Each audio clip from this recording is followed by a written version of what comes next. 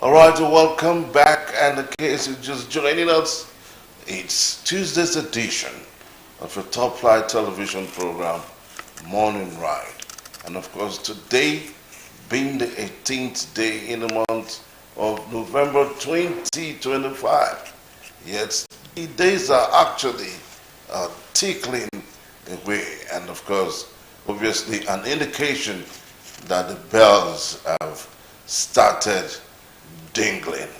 And of course, the Christmas season in view and just around the curve. And so, on behalf of the board management and staff of Delta Broadcasting Service, Asaba, we welcome you to our world of information, education, and entertainment. It's Tuesday's edition of a top flight television program, Morning Ride. And quite a lot on the ride this morning, and starting usually with the briefs that are trending. And of course, yesterday was actually a day of melancholy. It's a reoccurrence of the Chibok girls again reared its ugly head, and this time around in faraway Kebbi State, where 27 girls were adopted at the government girls' secondary school, Mada, in Kebbi State. And somehow a life was lost. The vice principal of the school, and the bid to trying to protect the girls, was killed. And so our heart actually goes to the entire family of that man, and of course the entire student body. I imagine the trauma that those girls might be going through. And that keeps reminding me when yet the likes of President Trump will come and say Christians alone actually face this persecution. But look at what is happening now in Mada, where all the girls, 27 of them, have been abducted. And like what Mr. President has said, that they will go all out to smoke out the bandits who have actually caused this evil. And I pray that God in His infinite mercy would make it work out for us, because it affects every one of us. I was not happy because as a parent, I imagine what the parents of those young girls might be going through. But we pray, and I know that by His grace, those girls will come out free and healthy.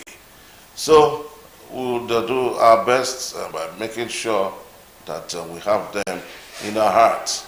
And by His grace, I know that from what the governor of Kebbi State also said, that the criminals obviously would be fished out.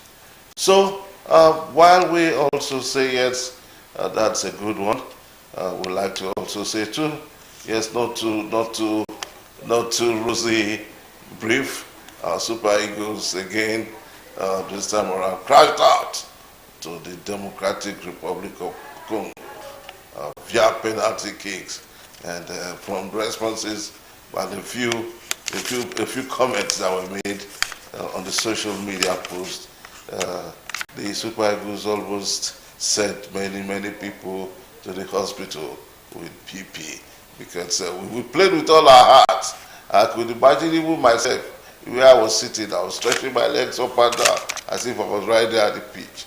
And when I saw the way the match was going, I said no, that if I continue watching this match, I might not be able to survive it. I just quietly went into my privacy and allowed my children to come and be the blockers. Okay, they were always coming. Okay, what's the position? I said, penalty is okay. They have scored one. Nigeria, I said, okay, no problem. As I wasn't there watching. And at the end of the day, we lost out.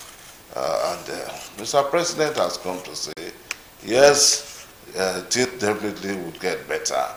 And hoping fully that during the AFCON Nations Cup that will be coming up any moment from December on through January, the Super Eagles should do all they can to make sure, yes, that they take us to the expected El Dorado. And the NFF has come out to say, yes, Nigerians were very sorry for not meeting up to expectations. And we say, well, we don't have a choice.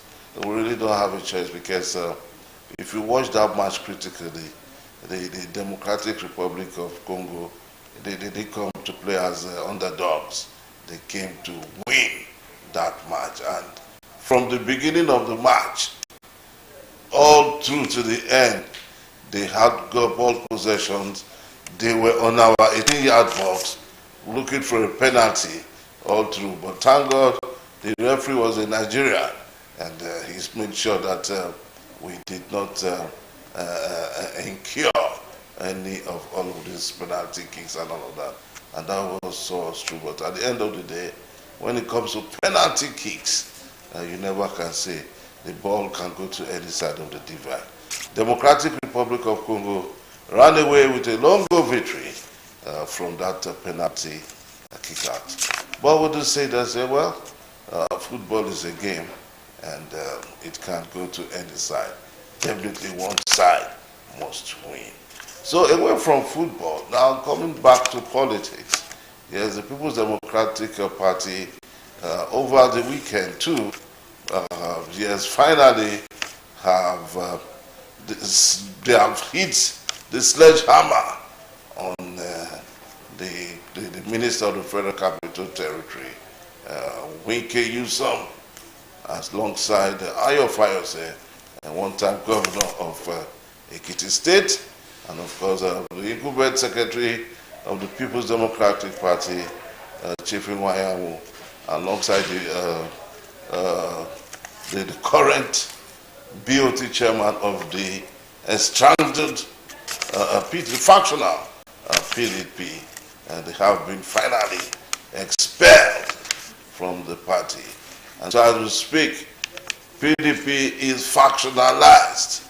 They have two PDPs, two working committees, two board of directors, and that tells you the party has been finally polarized. Even in all of this, we still see a lot of PDP members still defecting to the All Progressive Congress, which is the ruling party. And I'm sure the way we are going, we are gradually going into a one-party state, which for me is not really good for our polity, because you know the more you are by different political parties, the better for us. I remember growing up as a child, most of our parties were regional parties. You had the likes of NPN, you had the likes of UPN, you had the likes of NPP, you had PRP, and all of that, you know, and they were all physically by presence. You saw them well represented, you know, at the National Assembly, the State Assembly, and that gave us vibrancy in our various houses of assembly, the Senate, and of course the House of Representatives. But today what we are saying is, if it is not APC, then it is APC.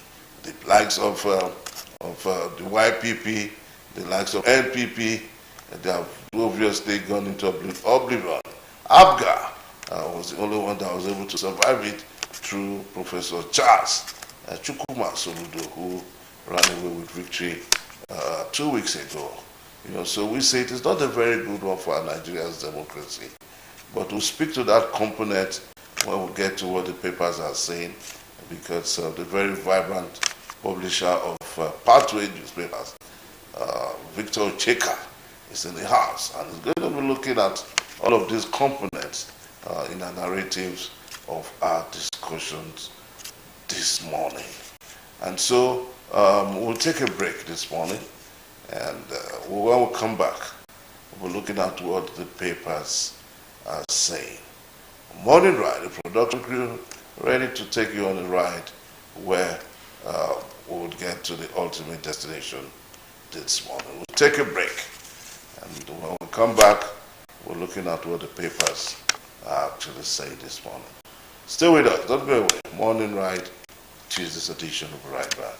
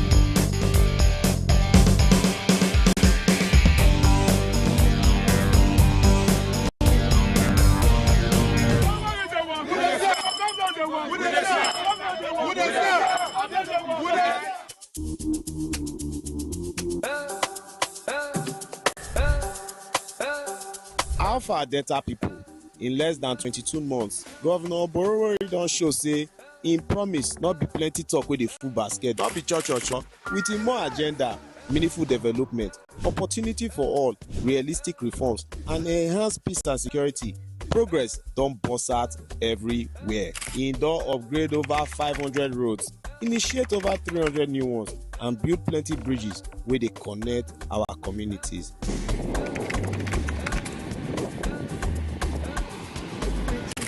day when I dey reach here, my spirit dey jump, I'm already high because this bridge never tell for what this sheriff talk so.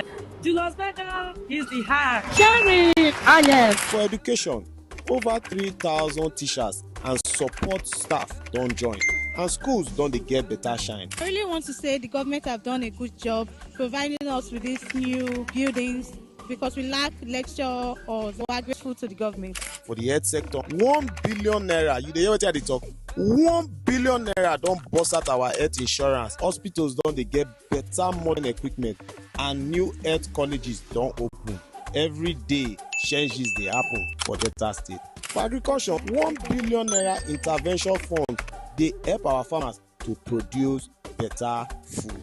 Make we not begin to dey talk about empowerment sef wey dey sup for the state. Sheriff don touch over 250,000 lives for the state. Our administration is fully committed to what government expected to do for its people, which is to empower them to overcome the challenges of life and enable them to achieve their full means of happiness. Everybody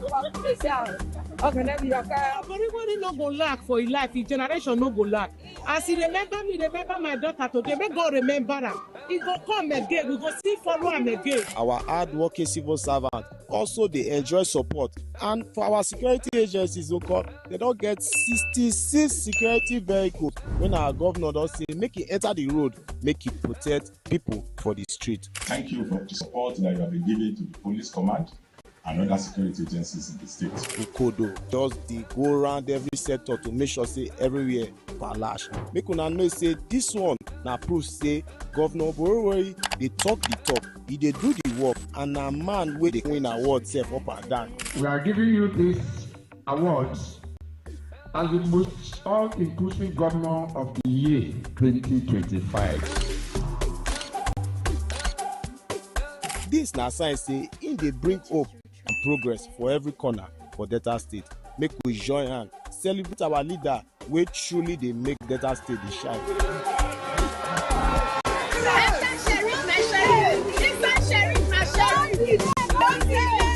The work never finish o, we go continue to dey do more.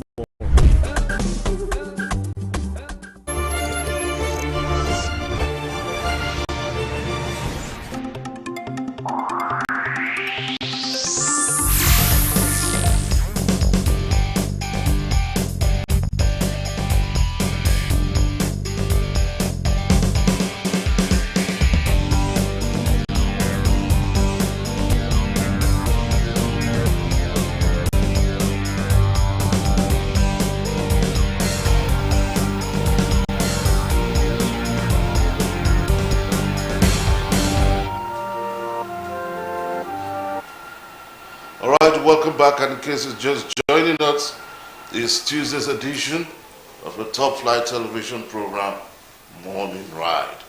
And of course, we're at that spot where we're looking at what the various papers are actually saying this morning.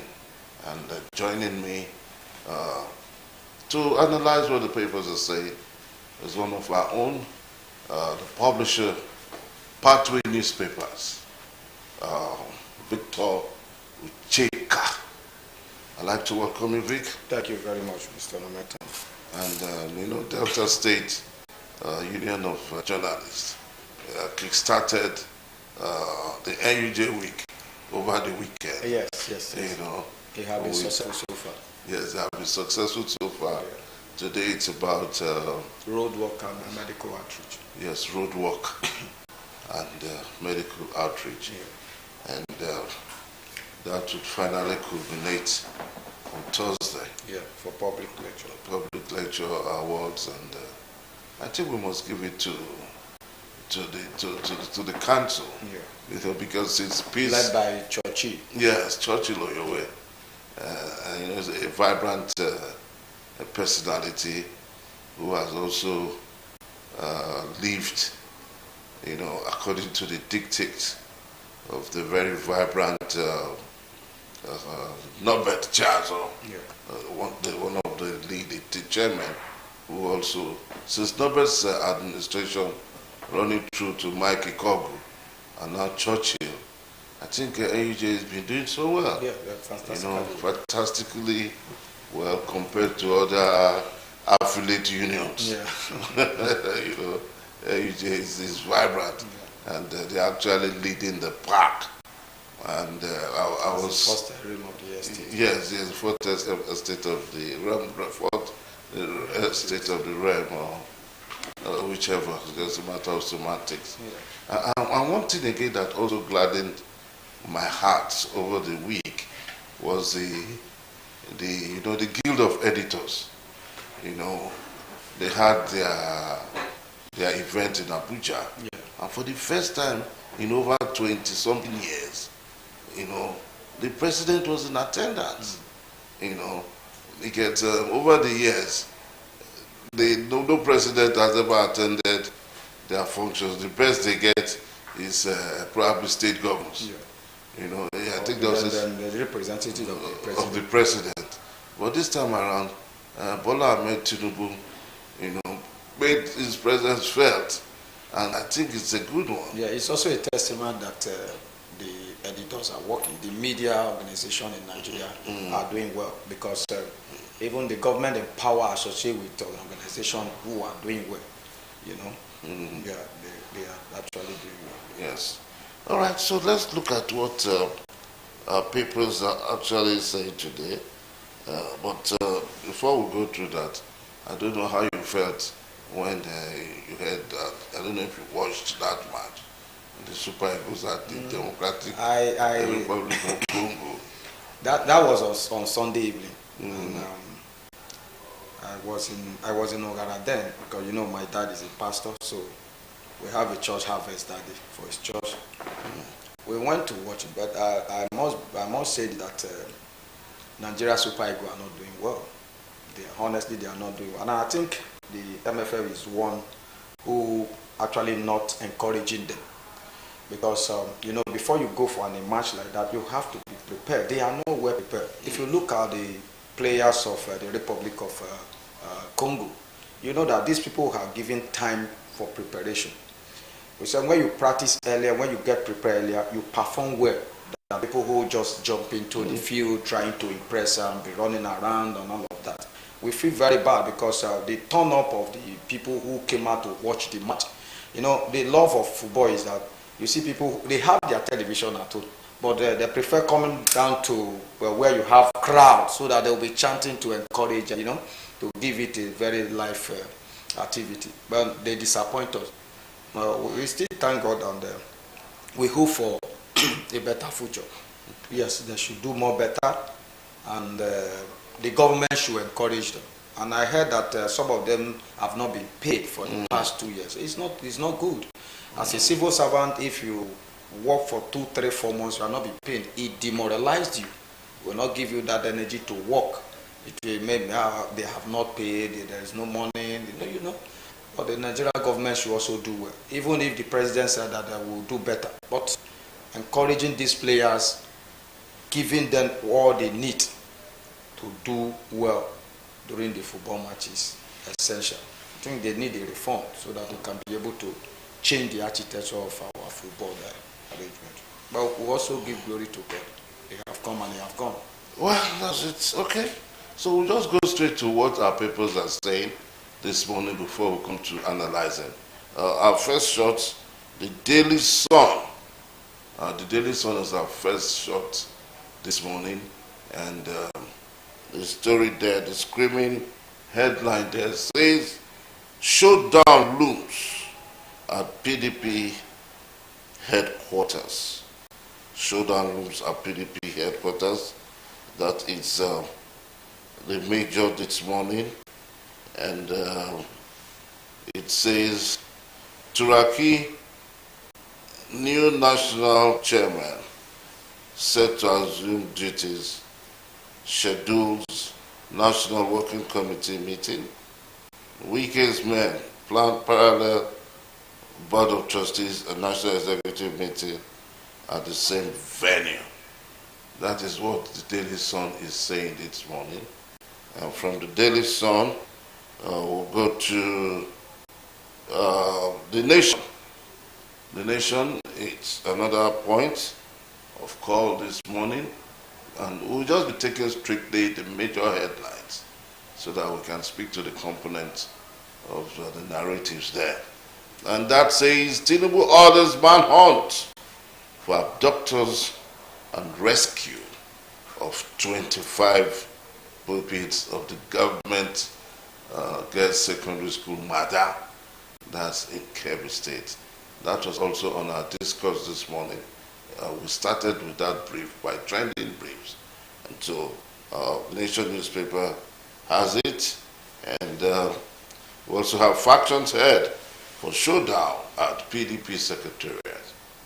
Okay, from the Nation newspaper, we'll go straight to the Daily Trust and simply cutting it there.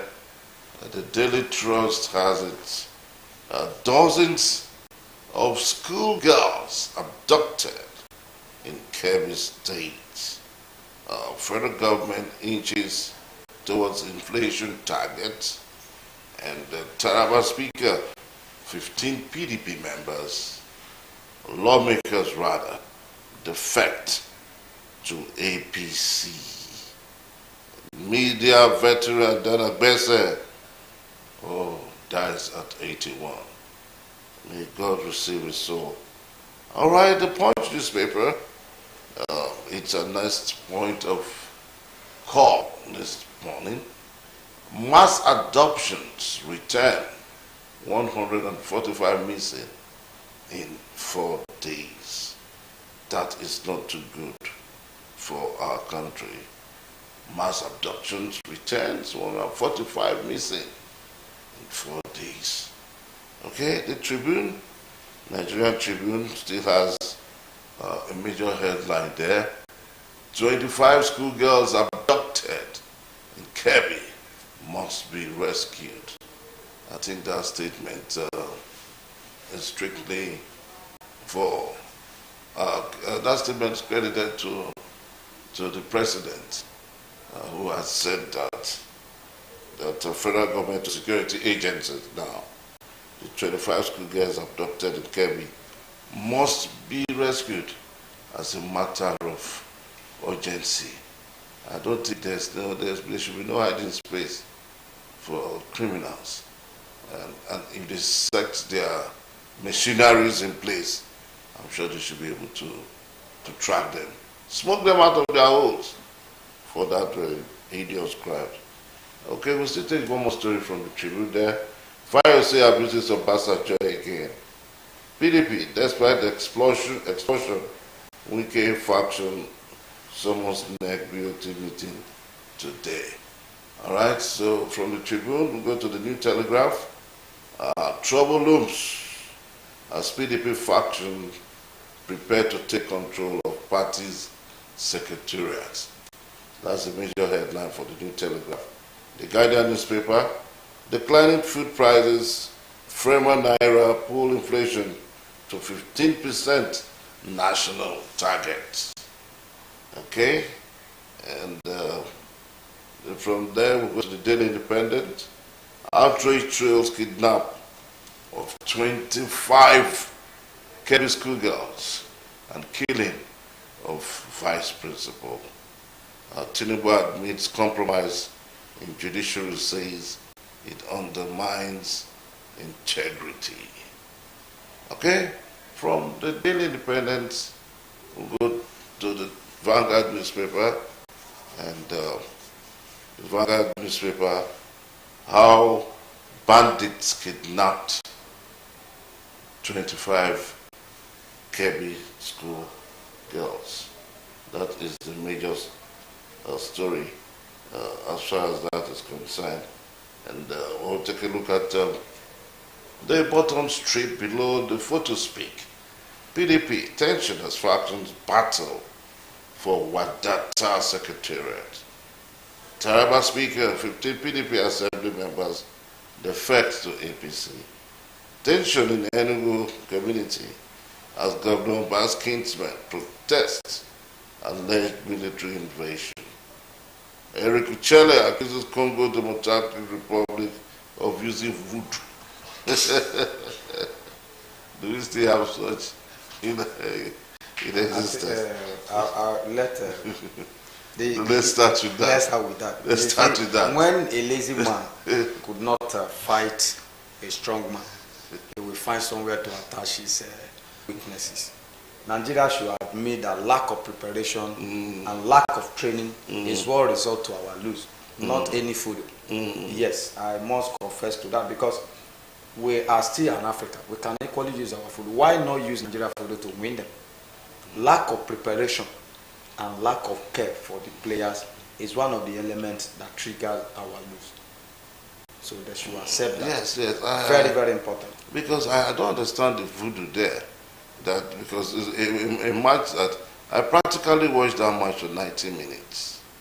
It was when they went into extra time that I exited from the group, you know. But for 90 minutes, I watched that the guys had ball possession, and they were on our 18 line defense all through. They kept putting pressure on Wabala, you know, and that pressure that they were putting, that I was not putting it to them too. So I don't understand. They lack preparation, you know, and I think that really boils down to not preparing as a team. Yes, you know. And I heard information that most of our teams, some of them, are not coming together to train for the purpose of this football. Maybe tomorrow is the date for the match. The other one will fly from the club is playing for, from Paris. Why the other one will fly from another club, maybe from UK. The other one will fly from Arab. How will you not be able to pull yourself together just when you have tomorrow as the day of the match? It's not called for. So Nigeria should create a enable environment for our players so that at least 2 weeks before the match, they should be having a proper training, frequent training, and harmonization, so that they can be able to. Because I noticed that our boys, they could not have ball possession. Once they have the ball has been taken away from them. Or they could not drive the flanks. They could not make use of the flanks. They could not strike outside the 18 box, you know. And the goalkeeper of the Democratic Republic was on all the days. Also, not a tried it. We consider more corner kicks as compared to them, you know.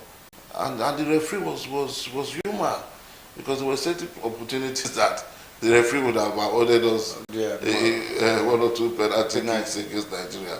But the man just kept saying, play on. And at the end of the day, we still did not fly. And only for the Chile's man who is not in Nigeria. Does he know what voodoo is? So don't say that against him. All right, so let's just come to our story outside sports. Major headlines here. 25 girls. Yes. That reminds me of the Chibok girls again.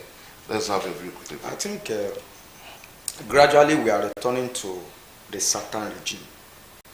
I was telling somebody yesterday, I said the same techniques they use in removing Jonathan, the Northern, they are actually applying the same techniques for Tinubu, if we are not careful. Now, the Northern leaders believe in ADC, the coalition to remove Tinubu. Even some of our, like Rita, the former aide to Buhari, our sister from the Anocha Oshimi here, she made a comment that they have concluded that Tinubu is not returning for the second term. If you can remember, the issue of Chibok girls was a technique to portray Goodluck Jonathan's administration. The same thing is now applicable to Tinubu's administration. I don't know why we keep repeating the same thing over and over again. The solution to this is Mr. President and the federal government to allow the United States to assist us in coping this insecurity. Now, the families of the girls that are adopted are what? They are in pain. The school, we lost the vice principals of the school because he's trying to defend the girls. The same thing they did during Jonathan's regime are now repeating itself. So Mr. President should be up and doing. He's more concerned of his re-election than protecting the citizen. Every now and then we have issue of insecurity, we have bomb blasts, we have kidnapping and all of that. just to ensure that the Northerners retain power. So, Mr. President, we will advise you, you are from the South, you have to put the security architecture in order and allow external forces to help us, because some of our military leaders are all porous. Some of them have links to this Islamic assessments and the bandit. They try in one way or the other to secure them, either because they are from the same region and they are also from the same faith. So, Mr. President, allow the external body to come and intervene to help us to cope this insecurity. Nigeria are bleeding. Every now and then, we have lost 100 and something persons are still missing just in 4 days. If you continue this in 1 year, you will be the only one remaining in this country. I don't know who you will govern. Yes, that is where we are heading to. If we can be able to lose 100 and something people in 4 days, that is to say in 1 week we could even lose up to 200 and something. Just stress for 1 month. Before 1 year, it will remain only the Aso Rock in Nigeria. So Mr. President and the federal government should take action against this bandit. I was listening to one of the stories from one of the retired general that will have more than 50 borders as our porous for this bandit to come in. What are the custom doing? What are they doing? They are more concerned of increasing levy of importation than securing our border. These are challenges. Everybody is now concerned of what they will benefit, not what they will sacrifice to move the nation forward. That is the challenges of Nigeria. People now concerned of, if I can do this, this is what I get. If I can do this, this is what I get. Then let me sacrifice somebody who are in a position. It's getting out of hand. So the presidency should act fast before we can all go to exile, or all of us will remain in the term of the bandit. And we see the federal government coming out strong to say these girls must be rescued. It's not by mouth. It's not by statement. Yes, it's not by statement. We have to put it to them that it's not by saying these girls must be rescued. What are the measures you are putting in place for these girls to be rescued? You can say, okay, I want these girls to be rescued. What are the measures you are putting in place? Even the so-called military and the joint task force. A couple of days ago, we heard that the bandit ambushed the joint task force, killed many soldiers, and kidnapped a general in the military. How can a bandit, a terrorist, kidnap a military general of a nation? And the federal government and the security chief, they are going from one press to another, that we are working, we are doing. What are you doing? A general. Take for instance in the United States or in the Western world, a general, a 5-star or 7-star general will be in the den of the bandit for even a night. And you are saying you are working to eliminate them. How? That is to say, the government have a link to this bandit. Let's be honest. Because Abacha told us that even security lasts for 48 hours, the government have hand in it. I watched a video on the social media where the bandits are coming to negotiate with the government of the day. They are even shooting. How did they get this arm? Who supplies them this arm? Who sponsors them? Who are these people behind this bandit? Because you can only have a voice when you have somebody who is backing you. You cannot project a voice, or your voice cannot be loud when you don't have somebody who is backing you. So the issue of this bandit is getting out of hand. The federal government is doing nothing. The day we come, we all will remain in the and we are not praying for that. But they should act fast. Yes, the military act fast so that we can be able to get rid of this. Okay, so just take 2 more stories and then we should be done.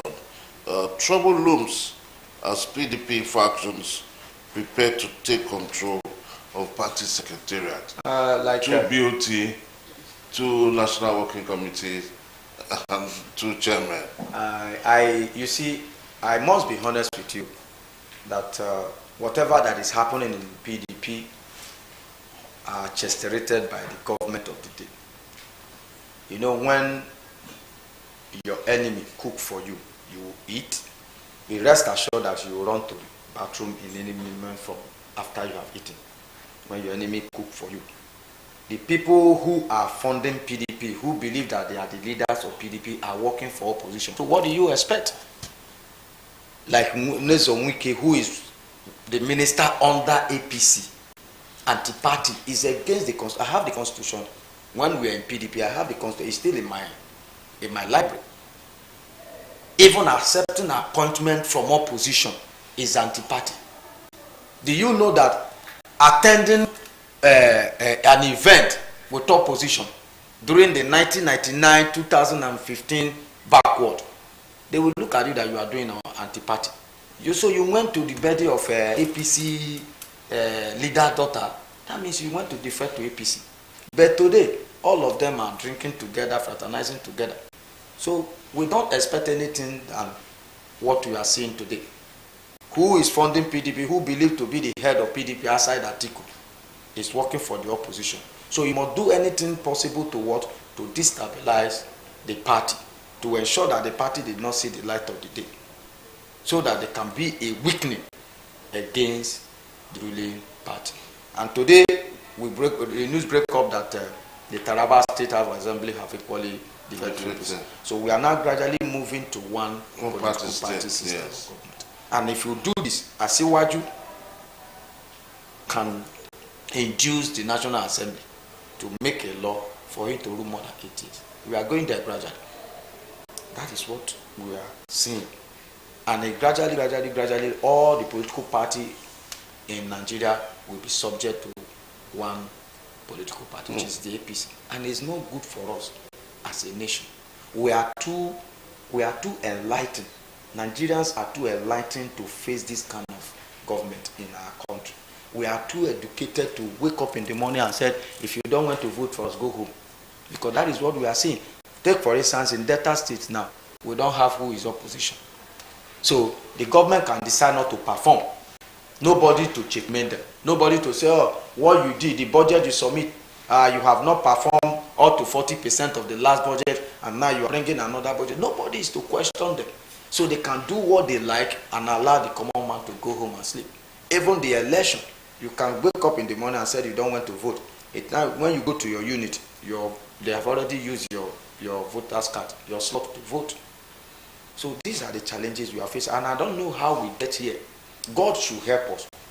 Because now, if we return to one political system of government in Nigeria, be rest assured that whosoever that is in power have the right to amend the constitution to remain in power.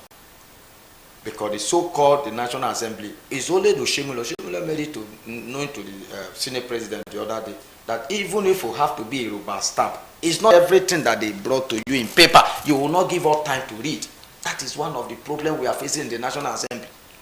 The clerk of the house will just give them 10 papers and give them 3 minutes to go through it. How can you go through documents that a working document that you pass into law that will govern a nation like Nigeria? You just give 30 minutes for them to go through it. Some of them don't even go through it. They will just sit at the National Assembly and be sleeping. If you go to some of them, behind some of them, the phone they are holding, they are on video call with their medics. Some of them are on video call with their medics. I was in one political meeting one day. I was behind one of the leaders. He was doing video call. He was using hand. Take it down. Take it down. I have not seen you. I have not seen you clear. Take it down. These are the problem. So people who are electing to serve us are now becoming so lazy to take decision on our behalf. So I employ Nigerians youth. Let us take our destiny in our hand so that we can look at people who we are sending in 2027. We can remedy this. Like what Bishop Idahosa said.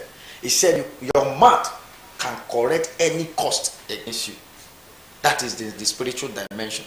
That if the Satan said he will die tomorrow, you can tell Satan, I don't want to die tomorrow. I'm not dying tomorrow in the name of Jesus. So we can correct what we are facing through our vote.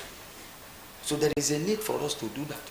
Okay, we'll just take the last story, and the Fayose abuses Obasanjo again. Fayose has been the second time. Fayose has been a madman. Okay. Let's use that word. I'm sorry, Your Excellency, but your attitude. That's another wiki. Yes, that is another wiki. 1, Obasanjo is an elder. 2, Obasanjo is the former president of the country. Third, Obasanjo is a leader in the Yoruba land. If you talk about the Yoruba land, I think Obasanjo should be first. Now, maybe Tinubu, because he's the current president, will try to equate with him. But before now, Obasanjo is the leader of the Yoruba ethnic nationality. And let me tell you, you see, a man that believes so much in pleasure, in alcohol, will one day cause the gods that brought the alcohol for him. Yes. Obasanjo came to your occasion since 2006 till about maybe let's say last year or maybe this period of his birthday. That is when they become a friend. They have been arch enemy.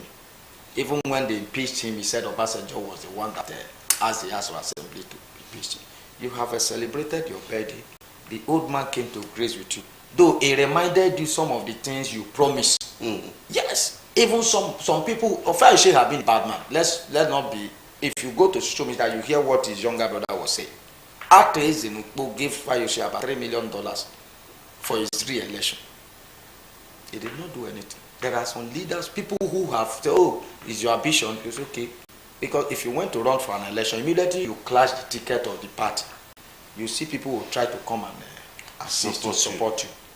So they support you not for you to just be there doing nothing. At least when you get to the office, in one way or the other, through contract, through appointment, you will give them patronize them. But Fayose have not done that. And he was making statement yesterday, a bit before yesterday, that his corps belongs to the Ekiti state government. That means he's not recognizing any of his family or people who have helped him one way or the other. So I must say that it's an ignorant to insult Obasanjo at this age. Obasanjo is about 90 years. You just celebrate 65 years. So if you are raising hand above somebody, and in that birthday celebration, Obasanjo fed you. So if you curse in hand that fed you, that means you are equally setting the curse upon yourself. So the issue, refrain and apologize. Tender apology. Fayose, go and tender apology to Obasanjo. Apologize to him through social media or through print media, whatever way you apologize to him. Even physically, you can go to his house and say, Kabi, I'm sorry, my leader, for what I said. Because nobody will clap for you. Thank you so much. I'm sure this is where we'll wrap up the Right this morning as per Trend newspaper review. We'd like to thank you so much, Victor Cheka, publisher of Pathway newspapers, for speaking to the various tabloids this morning. Okay, we'll take a break, and when we'll come back, it will be our first guest interview on the program. Morning Right. Stay with us. Right back.